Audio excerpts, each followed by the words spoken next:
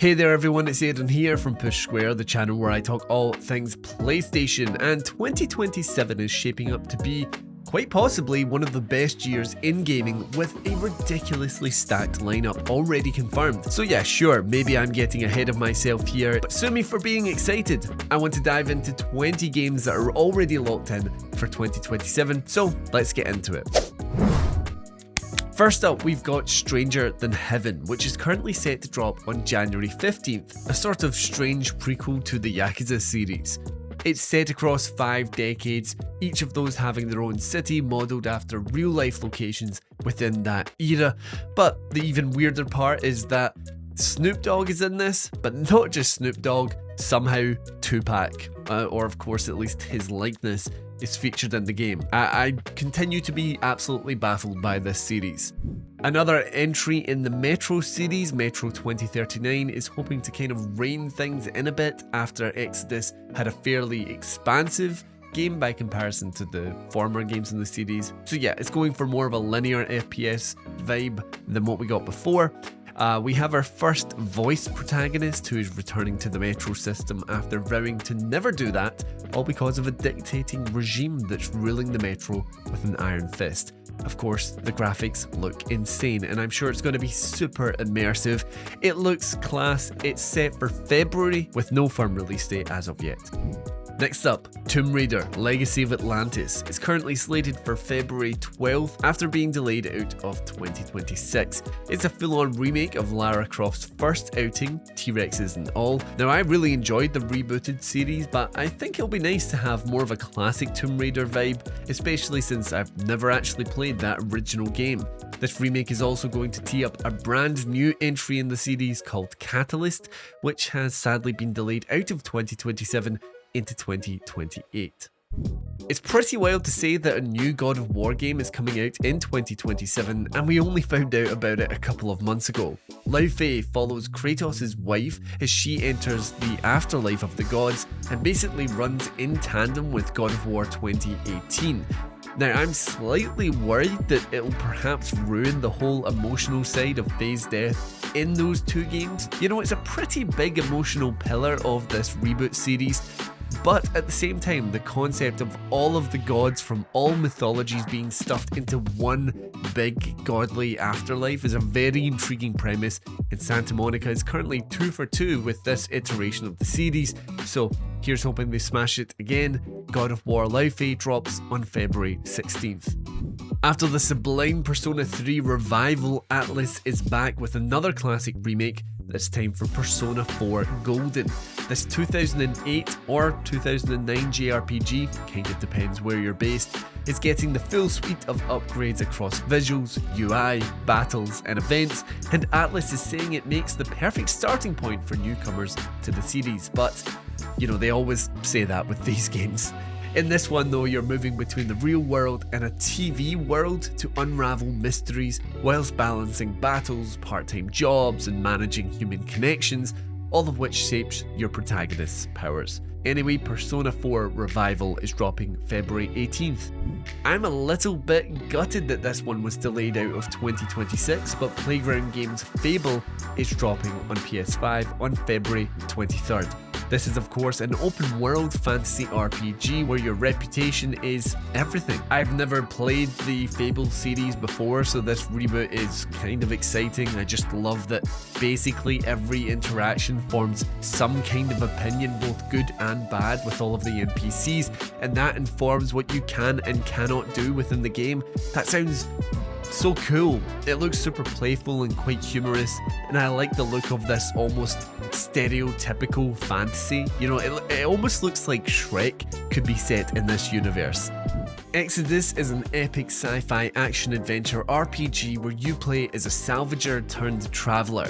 From what I gather, you head out on an interstellar voyage to save humanity, but upon return, some weird time dilation stuff has gone on that allows you to see the future you were trying to save. I'm probably getting that a little bit wrong, but Exodus will have exotic alien worlds to explore, companions to take out into battle, and the ultimate enemy of the Celestials to face. This one is aiming for an early 2027 release. Not a series that I ever really expected to see again, but Until Dawn 2 is dropping in 2027. Supermassive Games has moved on from the property, so it's Firesprite that's picking this one up, which is sadly another nail in the PSVR 2 coffin considering they last developed Horizon Call of the Mountain, but I digress. I love the premise for this. Basically a bunch of ghost hunting YouTubers have gone to a haunted island in hope of filming their next viral hit, but of course that goes to utter shit and you'll encounter a bunch of decisions which influence who lives or dies. We'll see how this one pans out. The Lost Wild is an evasion-based survival horror where you are being hunted down by, well, it says intelligent dinosaurs, which kind of gave me the chills for some reason. Maybe it's because I'm looking at this horrifying clip. Ugh. The description of the game says that the dinosaurs will actually act like wild animals where they hunt in packs and such, so you're going to play as Saskia, who wakes up on a mysterious island and must explore abandoned facilities whilst surviving spooky dinosaurs to find her escape. Yeah, this seems like my kind of thing. One of my most anticipated games of 2026, delayed into 2027, is Ill, a realistic first-person horror game. Now the graphics for this one are just insane, but it's mixed with this horrifying physics system that lets you blast enemies to bits in brutal, gory detail. But not just that, the enemies are super disturbing looking. The devs are taking a lot of inspiration from movies and specifically reference things like Longlegs and VHS Beyond. It looks super gnarly. I'm so here for it. The next Resident Evil remake is for the 2000s supposedly underrated entry Code Veronica, now just titled Resident Evil Veronica.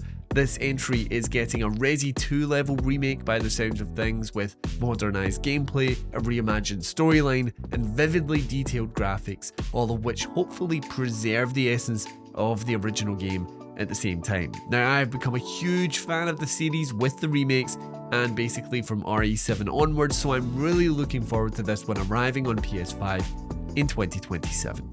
Wow, here's a blast from the past. Crazy Taxi World Tour is actually not a remake, which I originally thought it was. Instead, it's a whole new adventure where Axel chases down a mysterious masked villain that stole his beloved taxi. You're going to be hitting ramps and ripping some crazy drifts whilst earning money across a bunch of just silly mission types. There's also some multiplayer in this one, but here's hoping it captures that fun and wacky atmosphere of the original. The epic conclusion to Square Enix's ambitious remake trilogy, Final Fantasy VII Revelation, is set to drop in spring of 2027. This is the final battle with Sephiroth, which means Cloud and the gang must stand against his chaos and decide the fate of the planet. Now, if that sounds a little vague, it's because I'm trying not to spoil Rebirth for myself, which I have yet to play. I really need to get on that.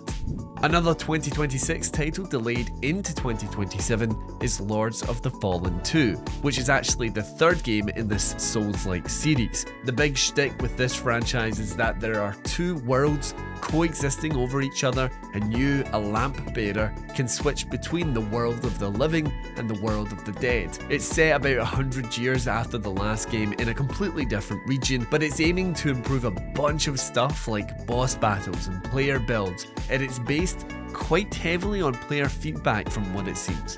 Senua is a standalone adventure in this now trilogy from Ninja Theory after the very interesting, I think, Hellblade Senua Sacrifice and Senua's Saga Hellblade 2. These are very short but very cinematic and immersive narrative experiences. It really gets into the psyche of protagonist Senua and utilises some impeccable visuals and truly immersive sound design. This one needs to be played with headphones on. Now, the press release for this one mentioned mastering tactical combat, so maybe it will be a wee bit more gameplay heavy this time around, but if you're looking for a quick blast of immersive cinematic action, you can't really go wrong with the Senua series. At the time of recording, we know very little about Songs of the Past, but to be honest, the fact that we are getting a new Witcher 3 DLC in 2027 is just wild to me. It's the first bit of proper new content in the game since 2016's Blood and Wine DLC, unless you're counting that wee Netflix quest that was added a while back. But I think We're all kind of hoping that this tides us over until the release of The Witcher 4, but that actually isn't quite fair. CD Projekt Red has proven time and time again that it doesn't do half-arsed DLC, so I think this is going to be a pretty substantial expansion. I can't wait to see more. Being a Wolf Among Us fan is a long and patient game. The Wolf Among Us 2 was announced back in 2017. It's basically been cancelled, revived, and delayed so many times that I've lost count, but supposedly, well, it's actually coming out in 2027. If you don't know, this is a dark neo-noir world filled with fantasy Fable characters like Snow White or the Big Bad Wolf, all repurposed into gritty reincarnations. It's based off of a comic series, and in it, you play Sheriff Bigby Wolf, who is actually tracking down murderers. Here's hoping after all the waiting, this is actually worth the wait, but this is a super cool, really stylized and really interesting take on these characters. Dropping in early 2027, War Laufey 2 Wings of Ember is the Souls-like action RPG sequel from Team Ninja. That's the team that brought you the likes of the Neo series and Ninja Gaiden. Well, anyway, after Fallen Dynasty, the last game, which from what I hear was pretty decent, you'll now be returning to the Three Kingdoms, tearing through enemies with the power of the Phoenix. There is very little info out about this game at this point, so fans of the last one, let me know if this is something you're looking forward to in 2027. The Expanse Osiris Reborn is appropriately an expansive RPG, tapping into that good old-fashioned Mass Effect feel. But of course, you're getting the lore, the locations and the characters from the Expanse book and TV series. It looks super dense from what we've seen so far. It's actually being developed by Owlcat Games, who previously made some Warhammer strategy games. So yeah, this is going to be a much bigger endeavour for that dev, but early word on this one is quite positive. It's set to drop in Q2 of 2027. So, why not end on another delayed game? Ontos is the latest from Frictional Games, the devs behind Soma. This is another single-player sci-fi narrative experience where Aditi travels to a repurposed moon hotel called Samsara, which looks to be home of some freaky experiments. The website for the game mentions confronting the disturbing nature of existence, which, if the end of Soma is anything to go by, is likely going to stick with you for quite a while. These are real, like, existential dread type experiences. It's scheduled for 2027 so far, but I am hyped for this one. So there we have 20 games locked in for 2027. I say locked in. Of course, they could be delayed. Many of these were supposed to come out this year, but were delayed already. It can happen again. Now, of course, we're going to learn about many more games that are due to drop in 2027, so be sure to subscribe to the channel so you do not miss any future game roundups. But in the meantime, leave a like if you enjoyed the video, comment below on your most anticipated games of 2027, and well, that's it really. So until next time, I've been Aaron, and this has been Push Square.